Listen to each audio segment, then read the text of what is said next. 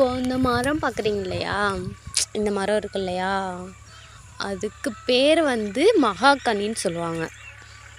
அது வந்து எங்கள் அக்கா பொண்ணு குழந்தையா இருக்கிறப்ப இந்த மரம் வந்து வச்சோம். மகாகனி ரொம்ப நாளாச்சு.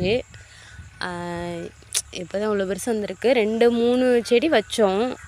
இதில் வந்து இங்கே ஒரு செடி முளைச்சிருக்கு, அங்கே ஒரு செடி முளைச்சிருக்கு. மொத்தம் 3 செடி முளைச்சிருக்கு மகாகனி.